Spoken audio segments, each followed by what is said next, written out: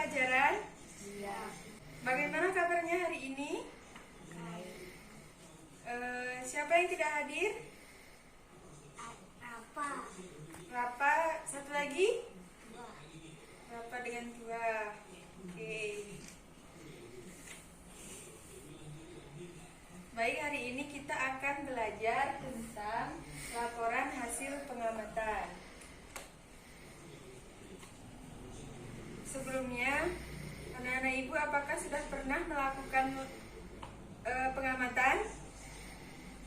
Belum?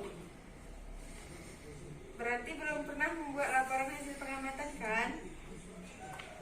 Apakah kalian pernah mengamati sebuah taman?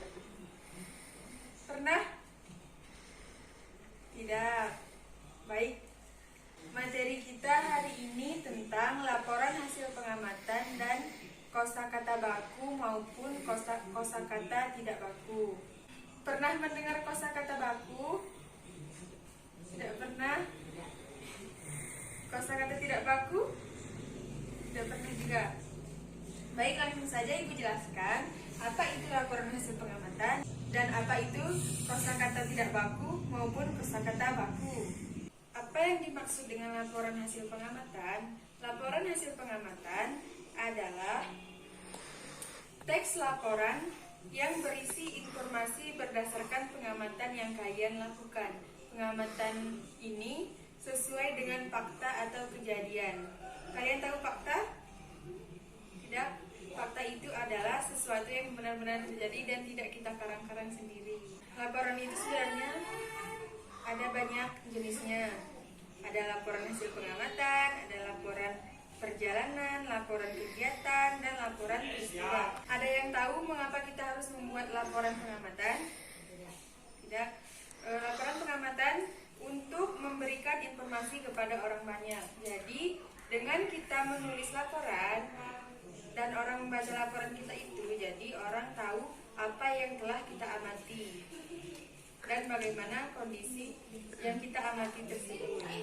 Selanjutnya, kosakata baku maupun tidak baku. Kosakata baku adalah kata yang penulisannya dan penggunaannya sesuai dengan kaidah bahasa yang berlaku.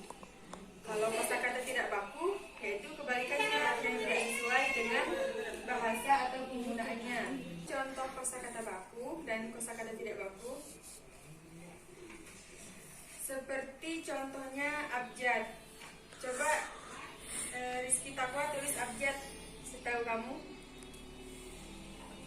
Tulis di sini ya.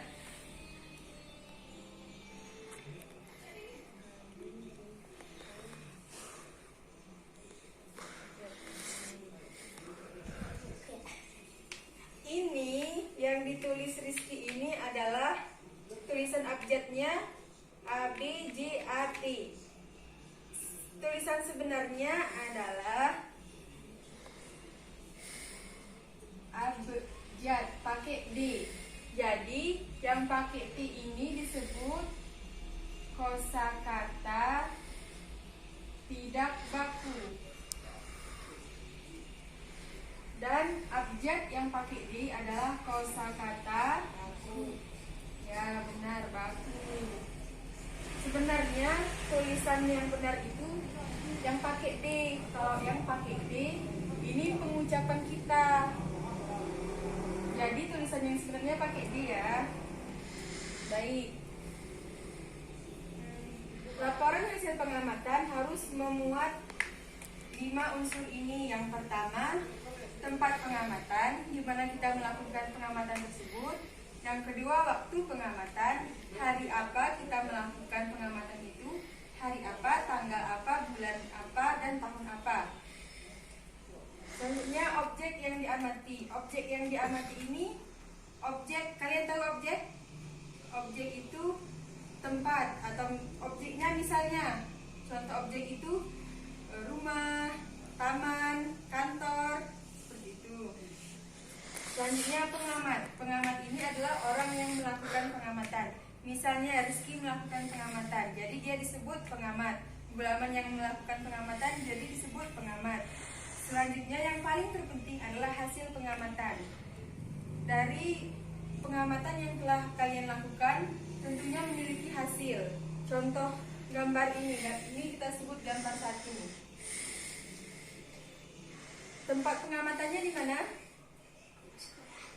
Ya, di sekolah atau di kelas. Waktu pengamatannya, misalnya kita mengamati hari ini hari Selasa. Tanggal 12.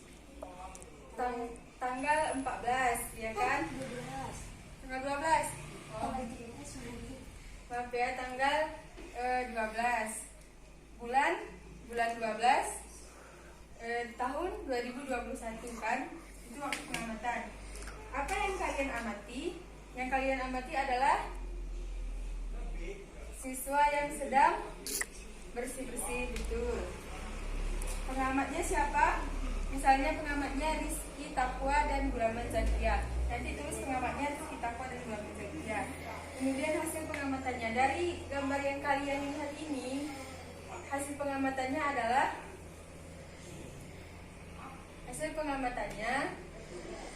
ada 4 siswa yang sedang melakukan bersih-bersih, ada yang menyapu, ada yang mengelap meja, mengelap jendela, dan menghapus papan tulis. Dari pelajaran yang kita pelajari hari ini, Ibu meminta kepada kalian berdua untuk membaca laporan hasil pengamatan yang ada di buku paket, yang ada di buku tema ya. Untuk Gulaman Zakia, boleh dibacakan laporan hasil pengamatan. Laporan hasil pengamatan. Tempat pengamatan Taman Bunga Nusantara. Waktu pengamatan 26 Oktober 2015. Objek yang diamati: fasilitas di Taman Bunga Nusantara, kebersihan lingkungan di Taman Bunga Nusantara, display burung merak. Ya, bagus. Perawatan bunga-bunga musiman.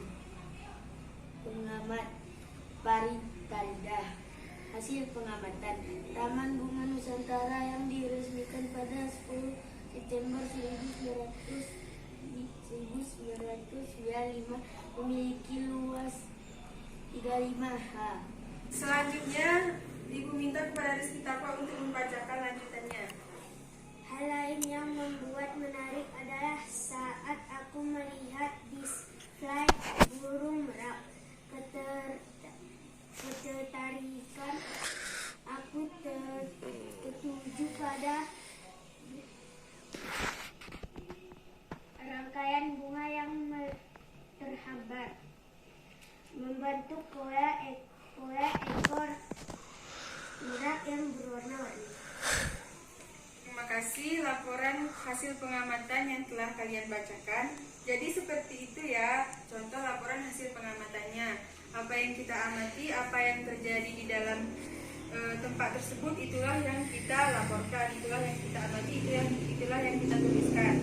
Setelah ini kalian harus membuat dan mengamati laporan hasil pengamatan tentang gambar 3, ini gambar 2, gambar 3, dan gambar 4. Gulaman Zakia melakukan pengamatan di gambar 3 ya, dan Rizky Taqwa melakukan pengamatan di gambar 4. Membagikan LKPD buat kalian. Dikerjakan ya tugasnya dengan baik dan benar. Dari materi yang sudah Ibu sampaikan, ada yang belum paham? Sudah paham? Bagus, sudah paham. Tidak ada yang bertanya? Baik, terima kasih atas apresiasi kalian pada hari ini. Sebelum kita menutup dengan salam, Ibu minta Rizky Taqwa untuk membacakan doa hamdalah. Alhamdulillahirabbil alamin. Sampai jumpa lagi minggu depan dengan Ibu. Ibu akhiri. Wassalamualaikum warahmatullahi wabarakatuh. Waalaikumsalam.